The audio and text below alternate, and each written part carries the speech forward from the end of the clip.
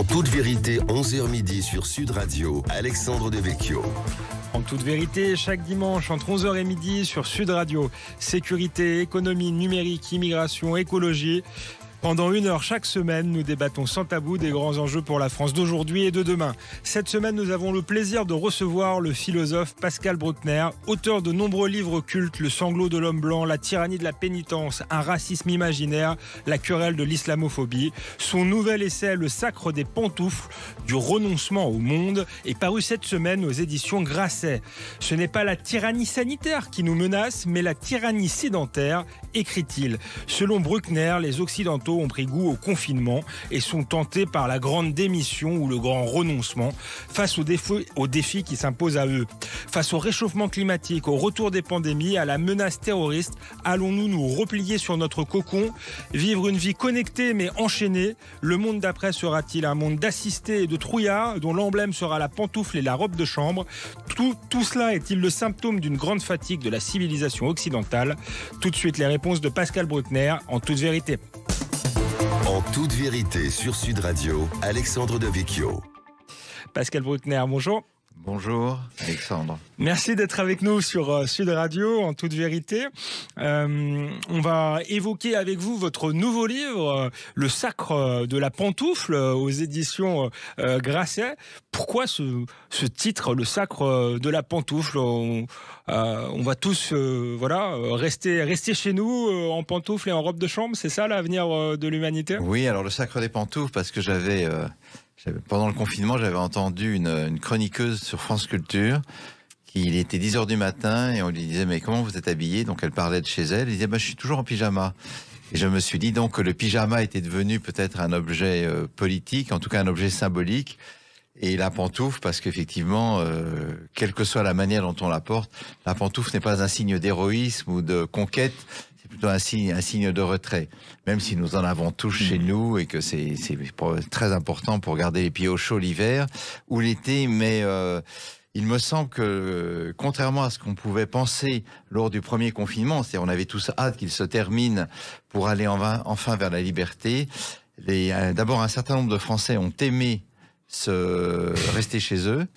Et puis, on même imaginé que peut-être le confinement partiel ou le confinement choisi, ou le confinement intermittent serait peut-être une bonne manière de vivre s'il permettait d'échapper à toutes les contraintes sociales et à la première d'entre elles, qui est le travail, avec ce que ça implique de déplacement géographique, d'obéissance à ses supérieurs hiérarchiques, de partage de l'espace avec des collègues, dont on n'est pas forcément, qu'on ne choisit pas. Et puis, c'est une hypothèse que j'ai faite très vite. En fait, vous partagez les convictions de Sandrine Rousseau. Vous nous aviez caché ça, Pascal Bruckner, qui dit qu'il faut respecter le droit à la paresse, d'une certaine manière. Alors, elle ne l'avait pas encore dit, mais je ne partage pas tout à fait cet avis. Je me doute, je plaisantais. Parce que l'inertie, finalement, risquerait de faire de nous de simples consommateurs voués au divertissement et au consumérisme. Donc, je suis toujours étonné de voir des révolutionnaires d'extrême gauche finalement succomber au charme de la société de consommation et du supermarché mondial. Donc, ce qui est étonnant, c'est de voir que les gens se sont révoltés contre le confinement, ont trouvé les mesures sanitaires insupportables, et elles l'étaient. On peut d'ailleurs se demander aujourd'hui, rétrospectivement, était-ce vraiment nécessaire? Parce qu'il y a un pays comme la Suède qui ne les a pas suivis et qui n'a pas eu tellement plus de morts que nous, même si c'est évidemment... C'est un très grand pays étendu. Ils en ont eu moins, mais proportionnellement, c'était équivalent en réalité. Oui, moins de morts en nombre. Effectivement, c'est un pays plus petit avec moins d'habitants et proportionnellement, c'était assez équivalent. Ouais. Oui. Pardon, je vous ai. Non, mais c'est intéressant. Et donc, je me suis dit que finalement, nos contemporains, en tout cas pour ce qui est de mes compatriotes, avaient peut-être pris goût à cette existence où tout le poids de la vie sociale avait été allégé, parce qu'effectivement, pendant le confinement, on n'était plus obligé de s'habiller, on pouvait aller faire les quelques courses qui étaient autorisées en tongs, si c'était les beaux jours, en jogging. Et je vois d'ailleurs le changement d'attitude dans le vêtement. Par exemple, les vêtements de bureau, ont été, par les principales marques, ont été oubliées ou effacées au profit de ce qu'on appelle en franglish le homeware, c'est-à-dire ce qu'on porte chez soi, ou le sportswear, ou le streetwear, donc tous les termes qui aujourd'hui envahissent notre imaginaire. Et Je vous remercie d'ailleurs, vous avez fait l'effort de venir en chemise, Pascal Bruckner. Oui, non, voilà, non, j'essaye de... Et donc, qu'est-ce que ça veut dire s'habiller comme ça? Ça veut dire qu'au fond, quand on sort, on ne tient plus compte des autres. C'est-à-dire, c'est la fameuse phrase de McDonald's, venez comme vous êtes, et les gens sortent dans la rue comme ils sont, au naturel. Ce qui veut dire que l'un des risques de ce confinement mental prolongé, ce serait justement qu'on ne tienne plus compte des autres et qu'au fond, on assiste à un relâchement général du vêtement. Et moi, mon pari, c'est que dans les années à venir, il y aura peut-être une sorte de néo-dandisme, un revival du néo-dandisme, parce que les gens seront fatigués justement de cet affaissement général de la tenue et du vêtement. Si mon hypothèse tient la route, évidemment. S'il y a un sursaut, évidemment, mais on n'en prend pas forcément le chemin. En lisant le livre et en vous écoutant, ça m'a frappé l'actualité en fait de votre livre, le côté un peu visionnaire, puisque là on est dans une crise énergétique et on a l'impression que le vocabulaire du confinement qui était celui lié à la pandémie, à la crise sanitaire, est en train de revenir à la crise de la faveur, à la faveur de la crise énergétique. On nous explique que la société d'abondance c'est terminé, qu'il va falloir faire preuve de sobriété. Alors est-ce que c'est finalement un discours peut-être raisonnable dans une société de consommation, ou est-ce que ça participe justement de l'affaissement et du renoncement à faire l'histoire que vous décrivez dans votre livre? C'est-à-dire que le discours sur la sobriété, qui en soi n'a rien de scandaleux, puisque moi j'ai déjà vécu en 73 avec le premier choc pétrolier, c'était la chasse au gaspillage, donc vous vous en souvenez pas bien sûr. J'étais pas né. Non. Donc malgré, voilà. Donc, mais vos parents vous l'ont peut-être raconté, la chasse au gaspillage c'était une chose simple.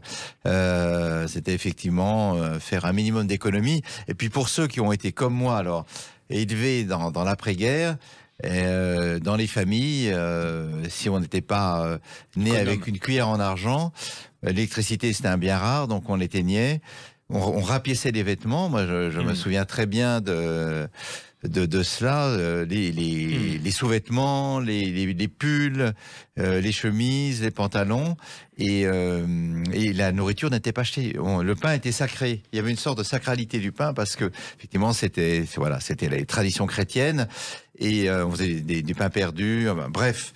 Et on a l'impression qu'aujourd'hui, quand on demande à nos contemporains de baisser d'1 degré le chauffage l'hiver, ce qui n'est quand même pas gigantesque, ou de baisser la climatisation dans les entreprises l'été, passer de 32 à 26, on leur met littéralement un couteau sous la gorge, on les crucifie sur l'autel de l'ascétisme, alors que la communication gouvernementale devrait être peut-être plus...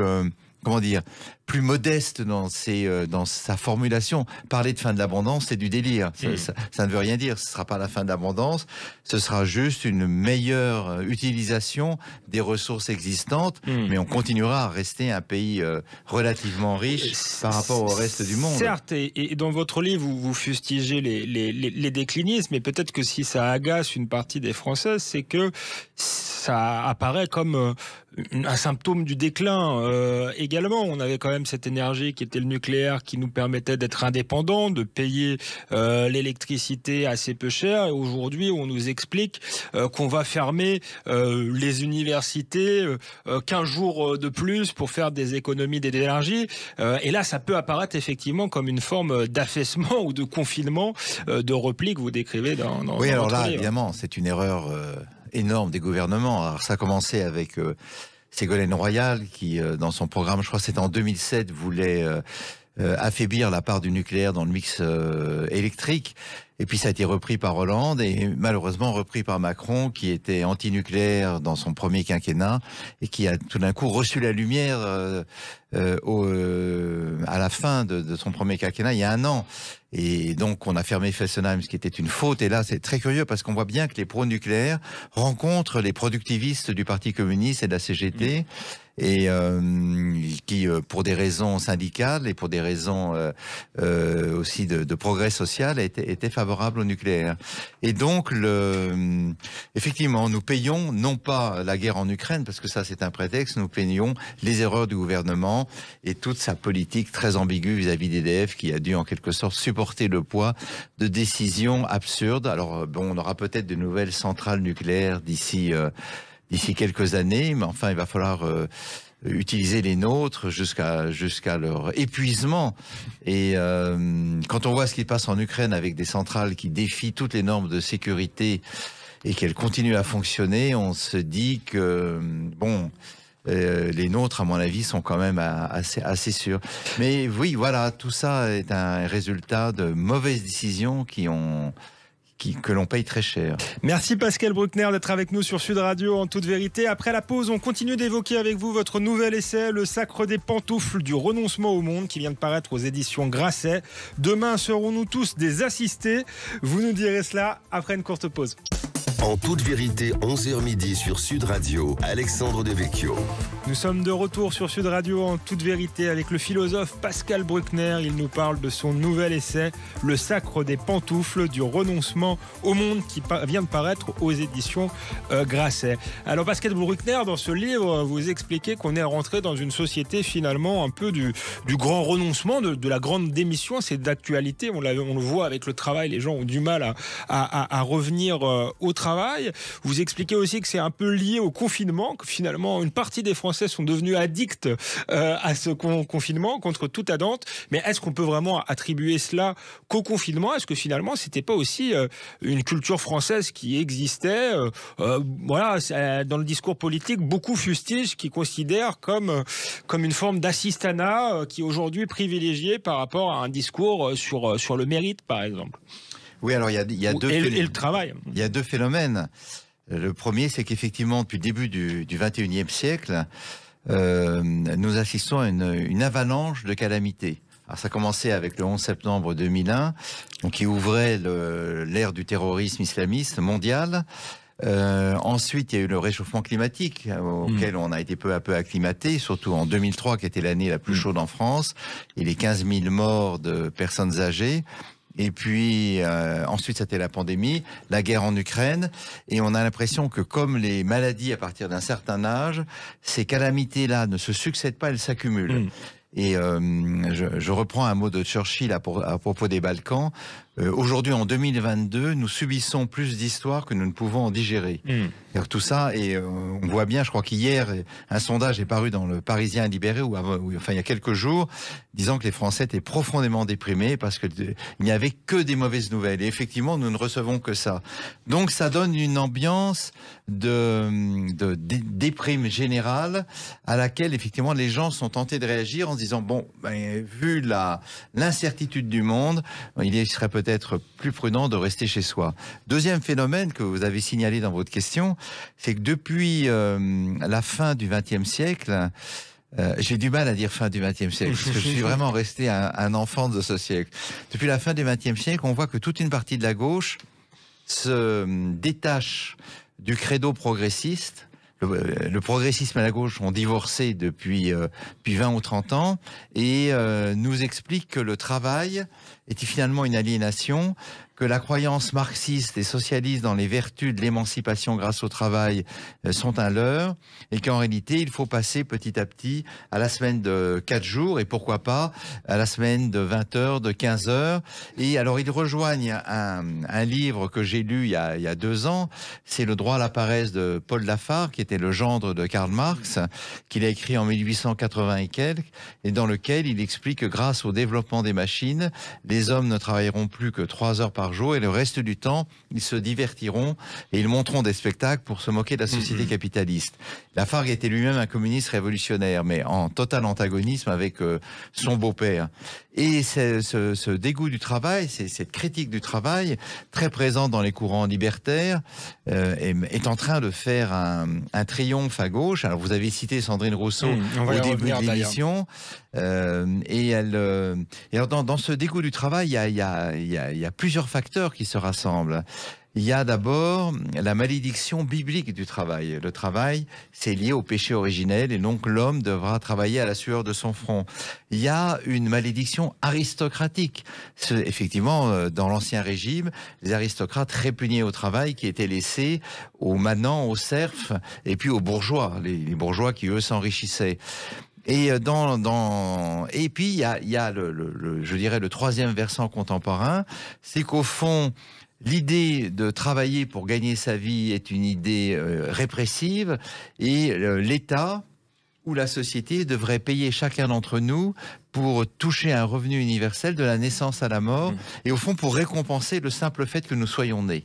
Chaque naissance est un tel événement bouleversant que nous devrions avoir un revenu universel. Alors cette idée de revenu universel, elle est partagée par un certain nombre de marxistes, néo-marxistes, ex-gauchistes, mais aussi par des libéraux. Tout à fait, ouais. Même Emmanuel Macron, lors de sa première campagne, je me souviens très bien, il avait hésité à le proposer. Quelqu'un comme le philosophe Gaspard Koenig, qui est effectivement extrêmement libéral, pour eux, il est très favorable. C'est un salaire d'appoint pour aider les plus pauvres, les plus faibles, mais dans certains cercles à gauche, c'est l'idée que le travail est révolu, c'est une ère passée de l'histoire du monde, et que maintenant les robots vont peu à peu prendre notre place. Et donc effectivement, dans cette configuration, les gens se disent mais pourquoi aller travailler? Pourquoi subir toutes ces astreintes et ne pas rester chez moi devant mon écran, effectivement en pyjama ou en jogging? Je n'ai nul besoin d'aller parcourir tant de kilomètres chaque jour. Et cette idée va évidemment trouver son chemin, puisqu'elle fait aussi elle fait surface aux États-Unis, qui est la culture du labeur par excellence. C'est un pays protestant et même aux États-Unis, on voit que la grande démission a commencé.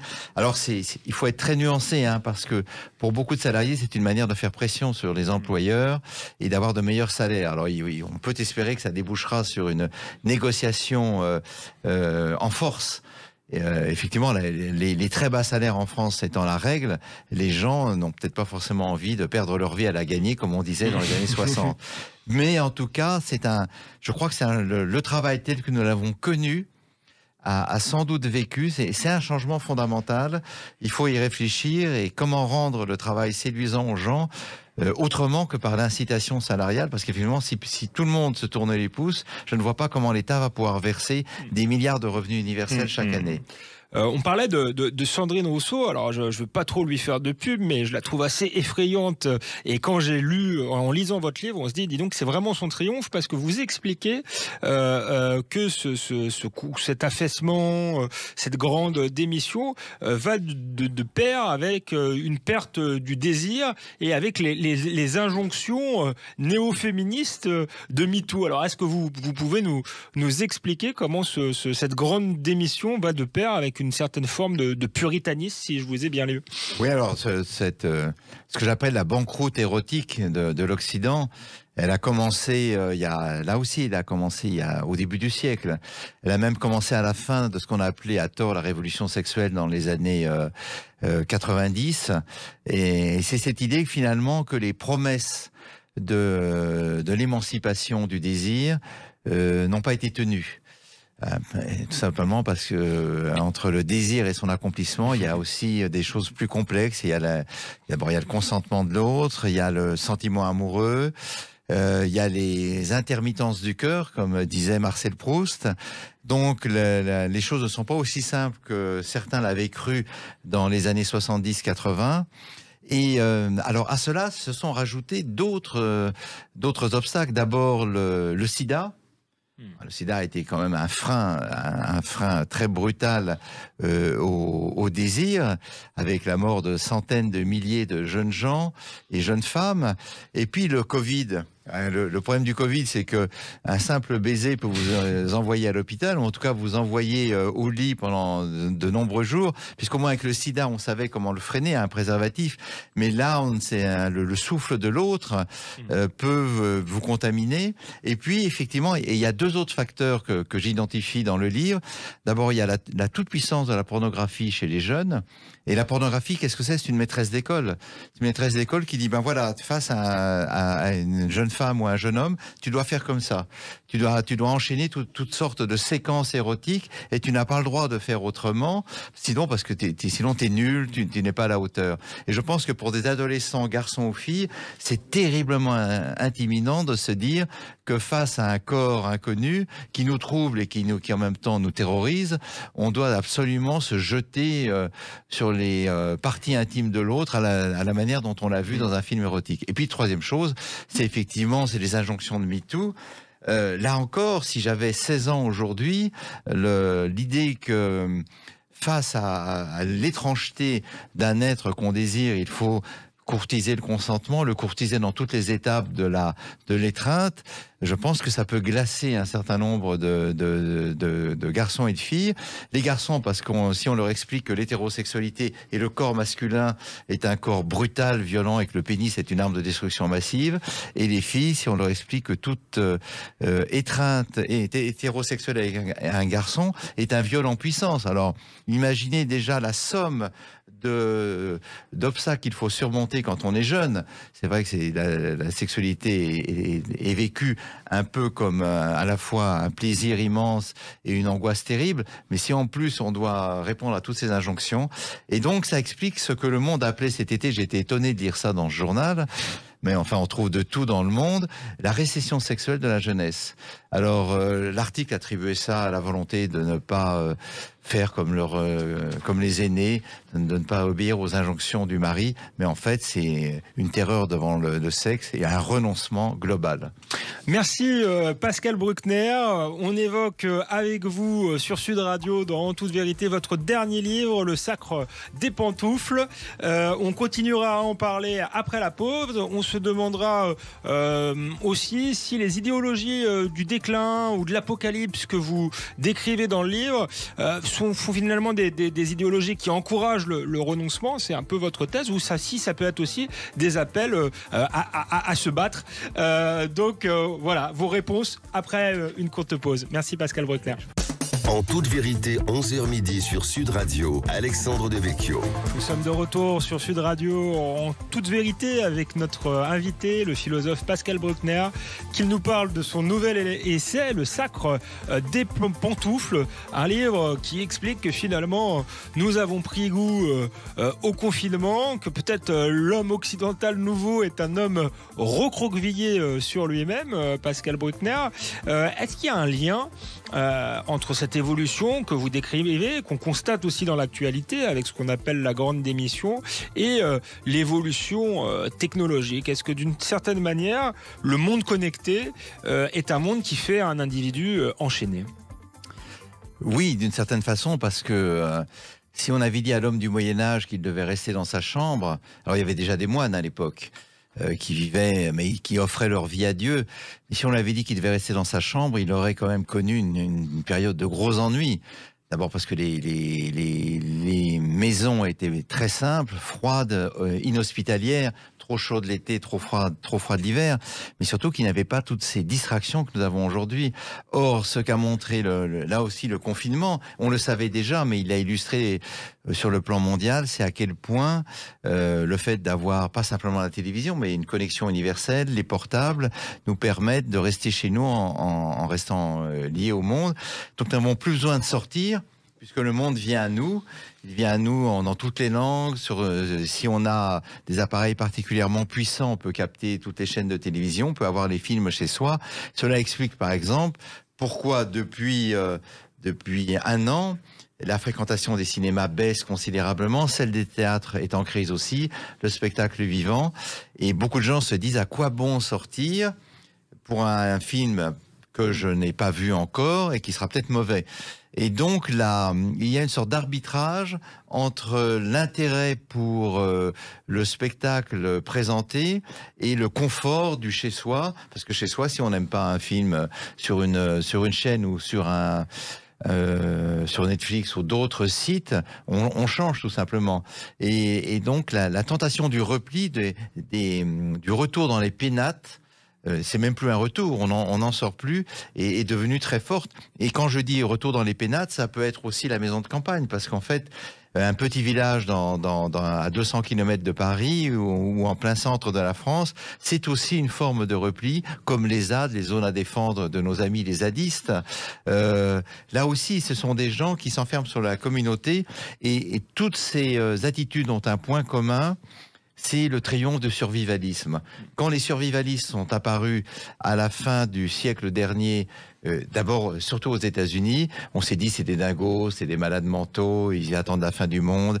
Donc ils se mettent dans des blocos ou des bunkers avec des armes de l'essence et des provisions pour des mois et des mois.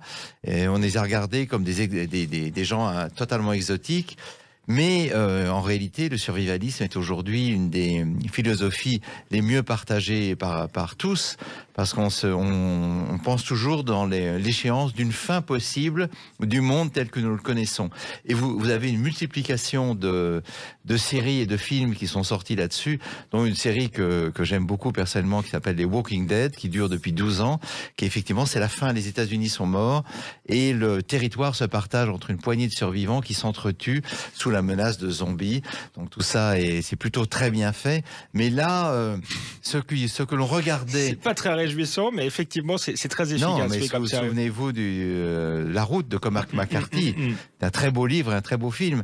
Et ce qu'on regardait avec un petit sourire narquois est entré dans le psychisme contemporain. Vous savez, la culture populaire, la série B, que les cinéphiles regardent avec mépris.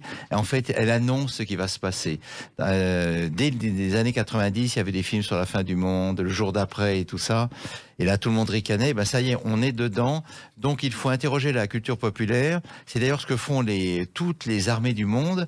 Elles entretiennent à leur service des scénaristes qui travaillent pour imaginer justement les scénarios du pire. Les scénarios du pire. Et d'ailleurs, c'est comme ça qu'on a appris que le 11 septembre avait déjà été envisagé par plusieurs films vraiment de série Z, que évidemment personne n'avait vu, mais qui annonçait à peu près exactement ce qui allait arriver. Je vous ai pas demandé, Pascal Bruckner, comment vous avez vécu personnellement le confinement. En tant que philosophe, on se dit que peut-être vous avez aimé vivre un peu replié sur soi pour pouvoir écrire. Est-ce que vous étiez à la campagne, je ne sais, ou est-ce que ça vous a pesé, le grand voyageur que vous êtes par ailleurs, est-ce qu'il était un peu claustrophobe pendant cette période? Non, j'étais à Paris, je n'ai pas de campagne, je n'ai pas de résidence Pas de maison de secondaire. campagne, donc Pascal Bruckner, c'est l'info de cette émission. Je n'ai pas, non. Pour toutes sortes de raisons, je n'ai pas, j'en aurai jamais. J'ai pas détesté le confinement. D'abord parce que, souvenez-vous, c'était une période de temps magnifique. Donc on a assisté à l'éclosion du printemps depuis ma fenêtre. On avait le droit de sortir 1 heure et demie par jour. Donc j'ai marché dans mon quartier un peu comme un fou furieux parce que on avait l'impression que le quartier était transformé en prison. Mais pour la rentabilité du travail, c'était extraordinaire. Enfin, on a pu abattre un travail, j'ai pu abattre un travail important. Mais évidemment, je ne voyais pas ni ma compagne qui vit à Bruxelles, ni ma famille qui était dans un autre quartier de Paris, et donc l'accès était interdit. Parfois, on croisait des amis sur les ponts, donc on chuchotait comme sous la surveillance de la maréchaussée. Oui, c'est une ambiance très particulière, mais je n'ai pas détesté. En revanche, le second était insupportable parce que c'était la mauvaise saison et que évidemment il y avait une réitération de l'incarcération qui était pénible. Mais aujourd'hui encore, vous voyez à quel point on est très très vite, on prend très vite des réflexes de prisonnier. Quand je sors de chez moi, je me dis, est-ce que j'ai mon attestation? Je dis, mais non, idiot, c'est fini. Et est-ce que j'ai bien pris mon masque aussi? Oui, le masque revient. Il revient puisque justement le Covid revient. Et finalement, je pense que le masque ne nous quittera plus. Nous aurons définitivement attrapé la maladie du bâillon. C'est-à-dire que, et je remarque, hier j'étais dans le métro et une dame s'est mise à tousser. Et l'espace s'est vidé autour d'elle. J'étais le premier à partir. Je me suis dit, c'est honteux ce que je fais. C'est vraiment pas chic. Mais c'est vrai qu'on se dit, j'ai pas envie d'attraper les miasmes de mon voisin, de métro. Vous parliez tout à l'heure des séries américaines, du survivalisme, du catastrophisme. Dans votre livre, vous êtes assez critique envers ce que vous appelez les deux grandes idéologies de l'époque. D'une part, le déclinisme et d'autre part, le catastrophisme. Et et vous expliquez que c'est ces idéologies qui nous maintiennent d'une certaine manière dans la peur.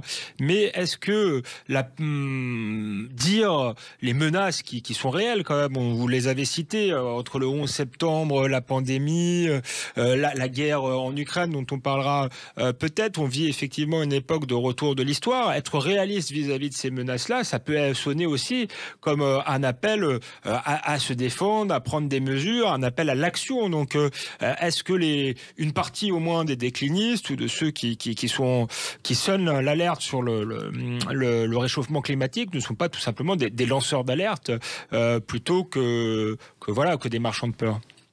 Oui, alors c'est les deux, vous avez raison, c'est vraiment les deux, mais je m'aperçois que depuis l'été caniculaire que nous avons eu, et puis le retour de la pandémie, et puis la guerre, et puis les attentats qui quand même sont toujours en filigrane, parce que vous avez toujours ici ou là, en Europe ou ailleurs, un zigoto qui donne des coups de couteau, qui attaque un commissariat, qui étrangle, qui égorge une femme ou un enfant, sans compter les attentats dans le monde arabo-musulman qui sont bien pires.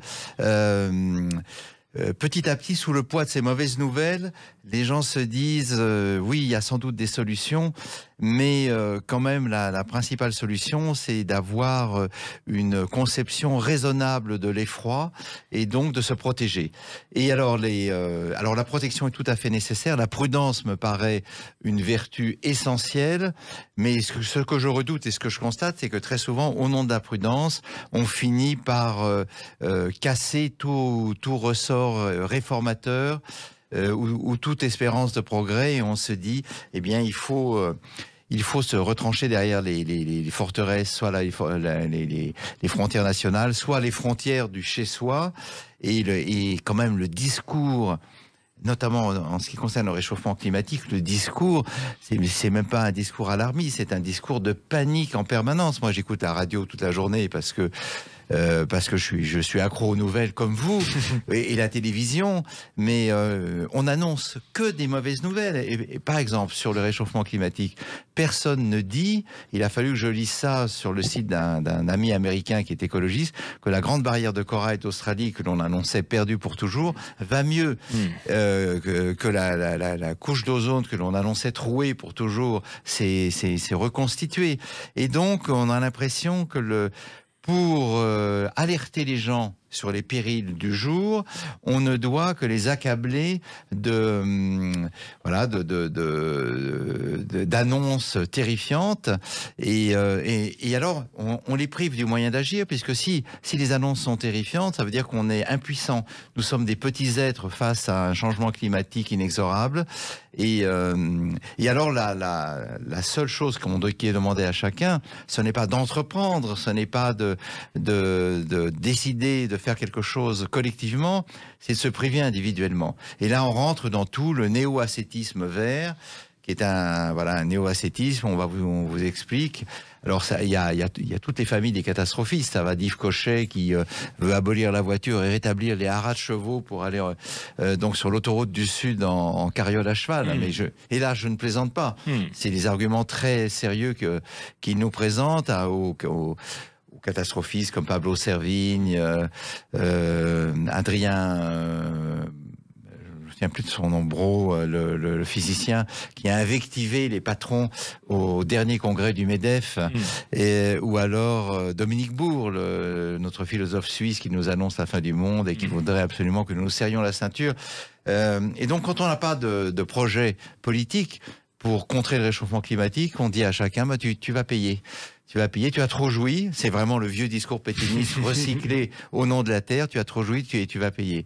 Et donc, je crains que ces admonestations ne nous donnent pas des armes psychologiques pour combattre le réchauffement climatique et pour nous adapter à une situation qui nous dépasse d'une certaine manière.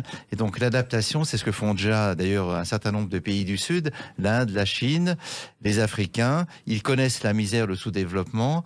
Ils n'ont pas envie de se serrer la ceinture. Ils ont envie d'accéder à un certain degré de dignité. On va justement en parler après la pause. Pascal Bottner, merci d'être avec nous sur Sud Radio. On se demandera finalement si cette grande démission que vous décrivez, ce renoncement, n'est pas le symptôme d'une très grande fatigue de l'Occident. Vos réponses après une courte pause sur Sud Radio. Merci. En toute vérité, 11h midi sur Sud Radio, Alexandre Devecchio. Nous sommes de retour sur Sud Radio avec Pascal Bruckner. En toute vérité, il nous parle de son nouveau livre qui paraît cette semaine aux éditions Grasset, Le Sacre des pantoufles, dans lequel vous analysez ce phénomène de la grande démission après le grand confinement et après la tyrannie sanitaire. Vous avez cette formule sur la tyrannie sédentaire et vous nous expliquiez avant la pause que c'était peut-être un phénomène typiquement occidental puisque d'autres pays comme la Chine, comme l'Inde ne sont pas du tout dans cet état d'esprit-là. Oui, alors c'est vrai, c'est le phénomène de pays gâtés. Il y a des pays qui sont sortis du sous-développement, qui connaissent depuis quand même un certain nombre de temps une aisance financière. Alors évidemment, il y a des pauvres et des riches, mais les pauvres des pays riches sont évidemment sans doute plus riches que les pauvres des pays pauvres et ont une protection de l'État qui est une des grandes conquêtes de la modernité. Et surtout en France. Donc ça, il faut quand même pas l'oublier. Et pour rien au monde, je crois que ni la droite ni la gauche ne voudraient renoncer aux lois sociales qui protègent les plus faibles. Mais ce qui me frappe notamment dans la mentalité française, c'est la difficulté que nous avons à affronter l'adversité. Et on a l'impression qu'au premier coup dur, nos compatriotes ont tendance à privilégier le gémissement sur la résistance. Et alors, il y a de grandes différences dans les pays occidentaux, et je pense que sur ce plan très précis, il y a un fossé qui sépare les États-Unis d'Amérique de la vieille Europe, et pour une raison simple. L'Amérique est un pays impitoyable envers les plus pauvres, les plus démunis, mais quand vous avez une catastrophe, quand par exemple un cyclone dévaste votre maison, vous êtes obligé de tout reconstruire, et très peu d'assurances vous protègent. Il n'y a pas la sécurité sociale comme nous l'avons. Ils l'ont, mais de façon minime. Et donc, il y a une volonté de se battre en Amérique qui est liée à l'individualisme foncier des pionniers. Et je pense que c'est une société dans laquelle nous ne pourrions plus vivre, parce que nous avons été habitués à une protection beaucoup plus large. Mais toujours est-il qu'effectivement, il y a une fatigue de l'Occident qui est due aussi au fait que nous avons eu l'illusion depuis 1989 que nous avions en quelque sorte gagné toutes les guerres et que la paix allait être maintenant l'état normal du monde, puisque nous y étions arrivés, les autres n'avaient qu'à faire un effort, réfléchir, embrasser l'économie de marché, la démocratie libérale. Et on s'aperçoit que l'évolution du monde depuis la chute du mur de Berlin. Depuis la chute du mur de Berlin, pendant 10 ans, il y a eu une sorte d'optimisme un peu béat. L'Europe s'est raconté un conte de fées. Et puis, depuis 2001, ça n'est pas du tout comme ça que ça se passe. Et on a méconnu d'abord la persistance du sentiment religieux dans l'islam, qui a pris les formes fanatiques que nous savons et violentes. Et puis aussi la volonté de revanche d'un certain nombre de pays humiliés, dont la Chine, qui s'est sortie de façon miraculeuse du sous-développement. La Chine et sans doute également la Russie, puisqu'on voit qu'il y a une dimension de revanche civilisationnelle. Oui, avec la Russie, vous l'avez dit, et justement, je me souviens d'un de vos papiers pour le Figaro au début du déclenchement de la guerre en Ukraine, où vous espériez que cette guerre marque une forme de sursaut pour l'Europe et pour l'Occident. Vous vous réjouissiez de la réaction des pays occidentaux, justement, vous aviez l'impression qu'elle sortait de cette ère de la naïveté, de l'utopie, une sorte de vivre ensemble planétaire. Est-ce que vous êtes toujours aussi optimiste? Vous n'avez pas l'air, là. Le sursaut aura été de courte durée, Pascal Bruckner? À vrai dire, on n'en sait rien, mais vous avez raison. En février, moi, je m'attendais à ce que tout le monde se couche après quelques cris d'orfraie à l'ONU, à Bruxelles. Et en réalité, non, d'abord, les gens n'ont pas marché dans la rhétorique nazie de Poutine. Et ça, c'est étonnant parce que nous carburons à l'antifascisme pavlovien depuis 1945. Hein. Dès qu'on traite quelqu'un de fasciste, on s'est dit ah oui, c'est terrible, c'est peut-être vrai. Et là-dessus, pas du tout. L'agression de Poutine a été comprise pour ce qu'elle est. Mais les réactions ont été très inégales. L'Allemagne et la France ont été les plus modérés. Les pays de la ligne de front, pays baltes, Roumanie, Bulgarie, Pologne ont été les plus un fer de lance contre la Russie parce qu'ils ont été colonisés et ils ont connu les invasions depuis des siècles. Alors, quel va être l'avenir?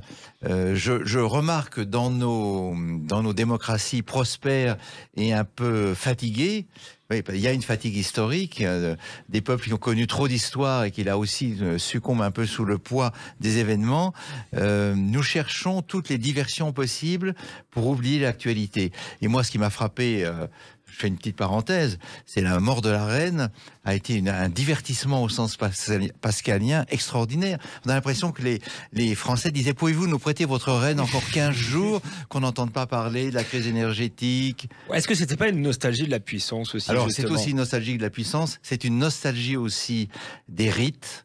La République est plébéienne, la République est roturière, même si elle s'habille dans les ors de l'Ancien Régime. Et c'est vrai que le chic britannique, c'est quand même autre chose que nos meetings politiques. Mais oui, il y a eu tout ça. Mais tout d'un coup, ça a été une diversion extraordinaire.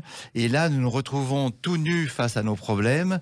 Et le risque existe effectivement d'un recul, d'une tentation du compromis, et que nous ne comprenions pas vraiment que nous sommes entrés dans une ère nouvelle où la guerre redevient d'actualité. Certes, mais pour rentrer dans un rapport de force, il faut être parfois le plus fort, et le réalisme politique est aussi une option qui n'est pas forcément signe de faiblesse. Je vous dis ça, Pascal Breuckner, parce que vous avez été au moment de la guerre en Irak très favorable à cette guerre, assez interventionniste de nature, et là j'ai l'impression que devant les succès de l'Ukraine, dont on peut se réjouir, il y a une tentation des États-Unis et de l'Ukraine peut-être d'aller jusqu'au changement de régime en Russie, de tenter le tout pour le tout.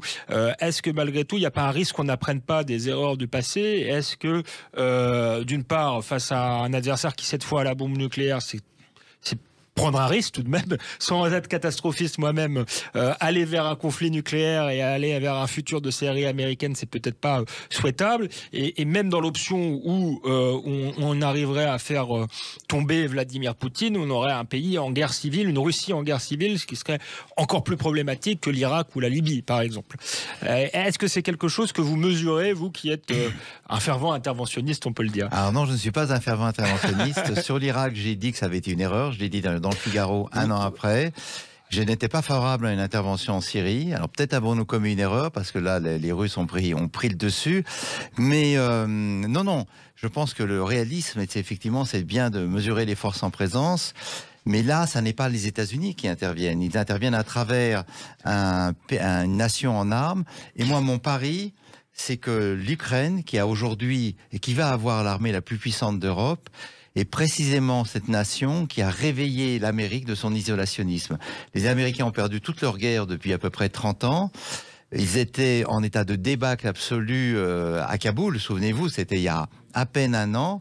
On s'est dit, ça y est, c'est fini, Oncle Sam s'est couché. Et grâce aux livraisons d'armes et grâce au courage des Ukrainiens, quelque chose est en train de bouger. Alors bien entendu, il y aura des négociations. D'ailleurs, on voit que les Ukrainiens eux-mêmes ne ferment pas la porte. Il y a eu des échanges de prisonniers. Mais je pense qu'une fois la reconquête d'un certain nombre de territoires accomplie, les Ukrainiens et les Russes se remettront autour d'une table. Et si les Russes se débarrassent de Poutine, c'est qu'ils comprendront qu'il est plus dangereux pour eux que s'ils se maintenaient au pouvoir. Et donc, on peut tabler aussi sur le bon sens des partis en présence. Mais je suis pour un interventionnisme limité et raisonnable. Mais évidemment, il faudra laisser la place aux diplomates un jour. Mais ce que nous réapprenons en Europe, c'est que l'histoire est tragique et que 1989 n'a pas du tout effacé le tragique de l'histoire. La fin de l'histoire, c'était une fable hegelienne, reprise par Kojève et par Fukuyama, mais nous avons le chic en Europe pour vendre aux Américains nos pires âneries qu'ils nous resservent quelques années plus tard comme étant une nouveauté, et nous nous inclinons en disant mais qu'est-ce qu'ils sont forts ces Amerlots. Non, l'histoire continue et l'Europe devra négocier une place, sa nouvelle place entre une Amérique peut-être regonflée et une Russie qui va rester dangereuse et une Chine qui est évidemment un adversaire redoutable car un adversaire intelligent. Oui, et puissant, peut-être beaucoup plus puissant et beaucoup plus pragmatique et beaucoup plus fin. Je pense que les Chinois vont dévorer une partie du territoire sibérien qui leur avait été pris par le tsar à la fin du 19e siècle. Et c'est ça vraiment l'adversaire. Et quand l'adversaire est intelligent, il faut soi-même le devenir pour ne pas être écrasé. Dernière question, Pascal Bruckner. Vous évoquiez la fatigue de l'Occident. Vous évoquiez Fukuyama, on se souvient de son livre, c'était la fin de l'histoire et le dernier des hommes. Et d'une certaine manière, dans votre livre, vous décrivez le dernier des hommes en pantoufles, recroquevillé sur lui-même. J'aimerais pour finir vous poser une question d'actualité sur l'euthanasie. Vous allez peut-être me dire quel est le rapport, mais cette volonté du droit de mourir dans la dignité, est-ce que c'est un progrès de la liberté? Est-ce que finalement c'est un individualisme qui va jusqu'au bout où l'homme est maître de son destin? Ou est-ce que c'est justement le signe ultime d'une fatigue absolue où la seule solution qui est proposée, c'est l'euthanasie face aux souffrances et face aux difficultés de la vie? Alors, à titre personnel, j'y suis favorable. Pour moi, c'est-à-dire que quand je serai au stade ultime de mes forces, j'aimerais effectivement qu'on m'administre de mon propre gré et en toute conscience qu'on administre une piqûre finale. J'ai eu beaucoup d'amis qui sont morts de maladies épouvantables, dont la sclérose latérale amyotrophique, et qui ont supplié les médecins de les achever. Maintenant, je trouve que le flou législatif est une bonne chose parce qu'il y a toujours le risque que une famille mal intentionnée veuille liquider le pépé ou la mémé pour les expédier à Patresse et s'en débarrasser. Donc, mais même en Suisse et même en Belgique où c'est autorisé, en réalité les règles sont très strictes. On ne peut pas faire ça contre la volonté explicitement formulée des individus. Donc je suis perplexe, tâtonnant, je ne condamne pas, mais je m'interroge. Bien, merci Pascal Bruckner. Ce sera peut-être le sujet d'une prochaine émission. En tout cas, c'était passionnant. On se retrouve la semaine prochaine pour un nouveau numéro d'En toute vérité. Et je vous laisse avec les informations. En toute vérité sur Sud Radio, Alexandre Devecchio.